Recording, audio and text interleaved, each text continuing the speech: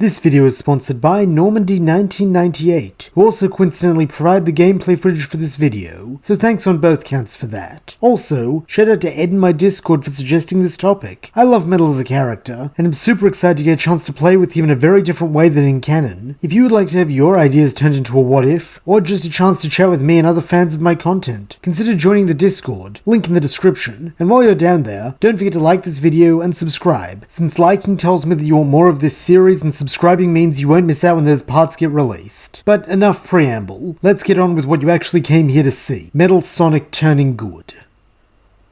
Our tale begins in the aftermath of Sonic CD, as Dr. Eggman and Metal Sonic are sent blasting off Little Planet in the wake of their defeat. Landing in a forest clearing far from Never Lake, the Doctor rages at once again being thwarted by that blue rat, with the blame being squarely heaped on Metal's steely shoulders. If only he had been less of a failure, then Sonic would be no more, and Little Planet would still be under the control of the Eggman Empire. Lashing out, Eggman then kicks Metal in the head, though when the robot remains broken and unresponsive, he storms away, calling his creation a worthless hunk of junk. Following this, time passes, days which become weeks and then months. All the while, Metal lays where he was discarded, and though his body is inert, his mind is not, with him using this time to reflect, and to replay the events of his race with Sonic over and over again in his mind. Where did he go wrong? What could he have done to prevail rather than become the failure that he is? For of this he is certain. He is a failure. His prime directives were to serve Dr. Eggman and to defeat Sonic the Hedgehog, neither of which he had been able to fulfill. Ergo, he is a failure. A worthless machine as his master had called him, fit to do little more than rust alone in the woods. And were it not for the hand of fate, this is precisely what Metal would have done. Though, as fortune would have it, his deliverance comes in the form of the very person he once took hostage, Amy Rose. While making her way through his clearing, the pink hedgehog accidentally trips over Metal's prone body, buried beneath a layer of snow, and upon seeing who it is, expresses panic and horror at the sight of her old tormentor, though, to her surprise, this is met with apathy by the android, who merely gives her a quick glance before resuming his solitary staring at the ground. In spite of herself, Amy cannot help but feel sorry for Metal, sensing his melancholy and loneliness, and so decides to help him out, since everyone deserves a second chance. To this end, she hoists one of his legs under her arm and begins to drag, hauling the heavy machine all the way to Tails' workshop in the hope that he can fix Metal up. Though at first the Fox is a bit nervous, having heard about his lethal skill and strength from Sonic, he does eventually agree to help, both since it's the right thing to do, and because the opportunity to get better acquainted with Eggman tech is too good to pass up. Getting to work, Tails begins repairing the rather extensive damage done to Metal's body, which has not been helped by the many months of exposure to the elements. This involves digging through and replacing several of Metal's key components, though Tails takes special pains not to alter the android's mind or personality in any way, as in his eyes, this is no different from what Eggman does to the animals he kidnaps and roboticizes. Instead, he talks to Metal, trying to get a better understanding of what makes him tick, psychologically speaking that is, though to his dismay, he finds the robot to be a creature of few words, with the scant answers he can coax out of Metal being short simple statements of fact regarding his capabilities and role as Eggman's enforcer.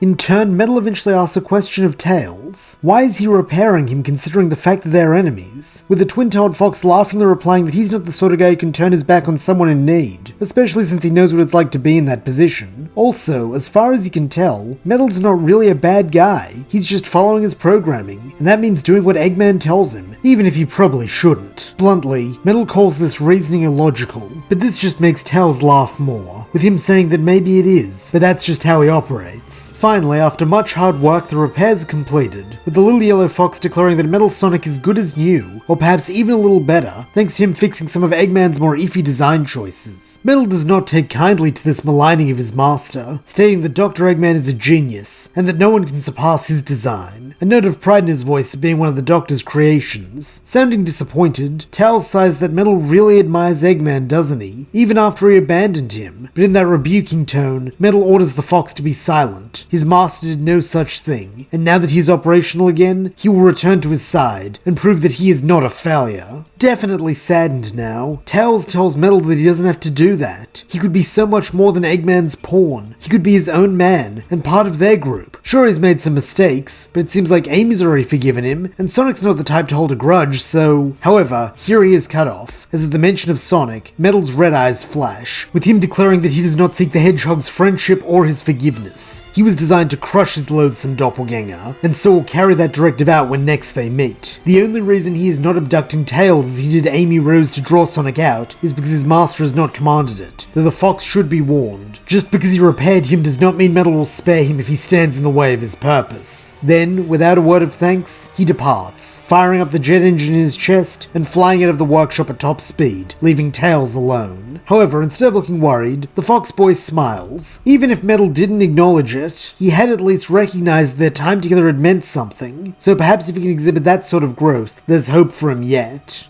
Over with Metal, he has just left the jungle, arriving instead in a large coastal city by the name of Station Square, though this is not his true destination, as his inbuilt Chaos Emerald radar has informed him that not too far from here is a large concentration of Chaos energy, which he deduces to mean several Chaos Emeralds are gathered together. According to his database, only 2 individuals have been able to successfully collect multiple Chaos Emeralds, those being Sonic and his master, with it standing to reason that if he follows that signal, he will be able to fulfill one of his 2 prime directives. Propelling himself up the side of the highest skyscraper in the city, Metal comes to rest atop the transmitter antenna, with him using this vantage point to scan the surrounding islands for a more specific read on which one contains the emeralds. Using this method, it does not take long to confirm which one it is, with it unsurprisingly being the most anomalous of the bunch, as Metal can see that this island is floating slightly above the water's surface. Briefly, the android wonders why this is, before quickly discarding the question as an irrelevancy. All that matters is reaching the island and tracking down either his master or his nemesis. Activating his jet engine, Metal takes flight once again, traversing the skies with ease and touching down on the coast. Like the island he just left, this place is heavily forested, though this is of little concern to the fastest machine in existence, with him shooting forward and smashing through any obstacle that gets in his way.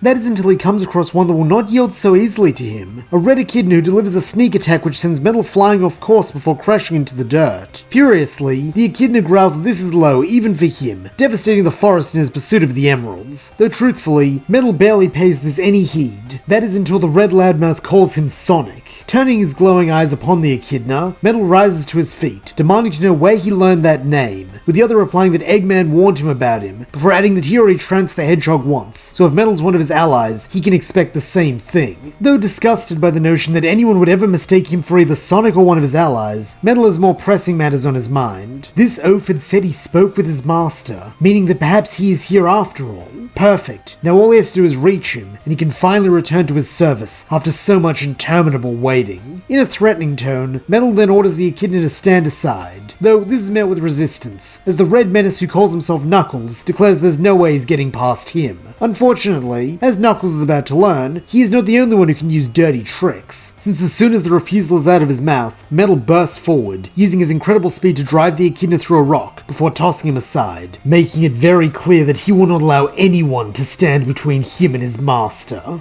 Taking off once more in pursuit of the Chaos Energy signature, Metal soon finds himself in a large desert, though being Dr. Eggman's greatest creation, he is unfazed by the terrain, with the same being true as he traverses a series of tunnels made of freshly cooled magma that lead him deep underground and into a crystalline cavern. During his journey, Metal has but one thought, the anticipation he feels at his imminent reunion with his master. Soon he will be back where he belongs, standing at the brilliant Doctor's side, and together they will have no trouble conquering this world and destroying that nuisance Sonic the Hedgehog. Speaking of Sonic, as if he had manifested him by power of thought, Metal then lays eyes upon his nemesis, as he along with Knuckles and Tails are in hot pursuit of something the android knows all too well, the Eggmobile. At last, he can rejoin his master, though as Metal takes off at a sprint towards the Doctor, he feels the floor cave in beneath him, sending him along with the 3 troublesome mammals all tumbling into a lower chamber. Then, as if matters could not get any worse, the Eggmobile takes off into the sky, vanishing from view with a large emerald in tow, and seemingly putting Metal back at square one. This simply will not do, and so wanting to vent some of this newfound frustration, the automaton rounds on his much-hated double, ready to get some payback. Though to his shock, Sonic does not seem overly bothered by his presence, simply dismissing him with a quip that they'll have to tango some other time, as he's got to go after the Doc. He then begins following after Knuckles, who is in the process of firing up what appears to be a warp point, with the blue hedgehog promptly vanishing a moment later. Though Knuckles is too exhausted to follow after the pest, Tails quickly goes to do so,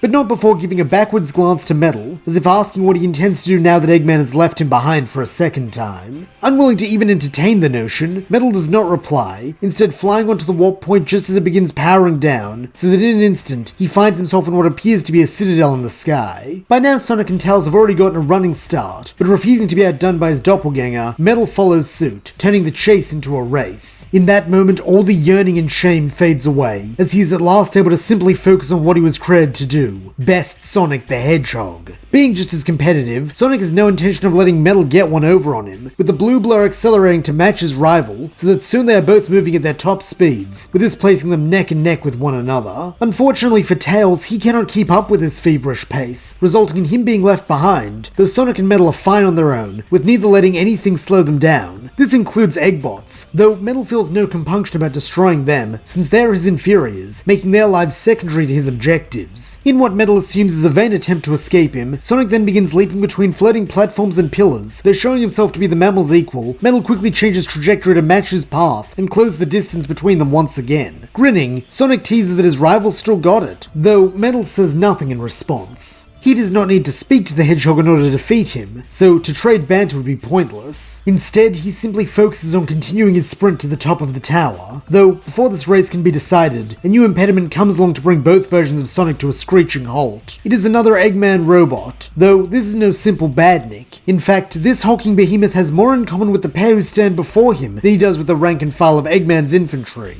This is Mecha Sonic. Smirking, Sonic quips that it must be his birthday, since now he gets to lay the smackdown on two Metal heads, while in contrast, Metal is silent. However, this is not from stoic focus as it was before, but instead from shock. After all this time spent waiting, after all the effort he put into fulfilling his mission and returning to the Doctor's side, he finds that another has come along to take his place? Rage the likes of which Metal has never felt before surges inside him, and so not even sparing a second to think, he directs it all at this usurper. Firing up his jet engine, Metal slams hard into Mecha Sonic, catching the bigger bot off guard and allowing him to be pushed back. Seeing this, Sonic then adds a spin dash of his own, slamming into Mecha's steely shell, before grinning that he guesses Tails was right about Metal being a good guy after all. However, this belief is proved false a moment later, when Metal thrusts a hand out to grab the Hedgehog in a chokehold and hurls him at Mecha, making it abundantly clear that just because he is fighting his fellow robot does not mean that he is Sonic's ally, and that as far as he is concerned, both Mecha and Organic Sonic are enemies he will destroy here. Having reached a similar conclusion, Mecha Sonic then barrels at his mechanical brother, employing a bladed spin attack that forces Metal to cross his arms and activate his black shield so that he is not cleaved in half. For a moment, the immovable object clashes with the unstoppable force, though before it can be definitively proven which of them is superior, Sonic swoops in,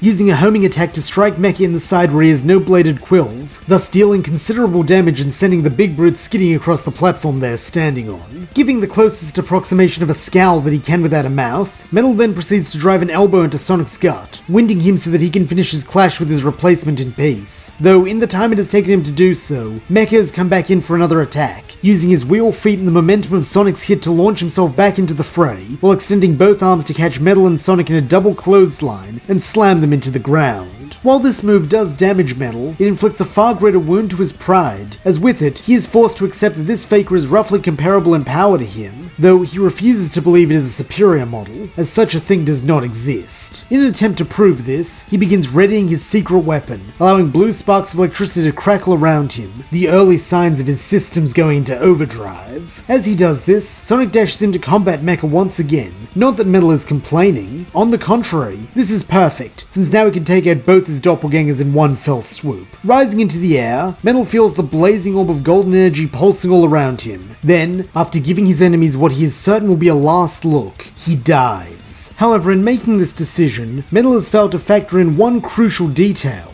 Sonic's adaptability and knack for constantly improving. Since having seen this move already during their race on Stardust Speedway, he is able to avoid it, leaping out of the way at the last second, so that Mecha alone takes the full force of this attack, with Metal plunging his energy-clad fist into the other android's chest, before channeling all the power generated from this overdrive attack into Mecha, causing him to explode. Unfortunately, such a powerful move always comes at a cost, with Metal collapsing to his hands and knees a moment later, his circuitry completely overloaded from going beyond his limits. Though, as he watches the destroyed head and torso of Mecha soar over the edge of Sky's sanctuary, he knows that it was worth it. He is, and always will be, the Doctor's greatest creation, and now there is no one who can stop him from taking his rightful place at the brilliant scientist's side. However, as he looks at the place where Mecha just stood, an unbidden thought enters his mind. If he is the greatest, why did his master replace him? And that's where we'll leave things for now. Thank you so much for listening. I hope you enjoyed it. And if you did, please don't forget to like, subscribe, and leave your thoughts, suggestions, or screams of rage in the comments below.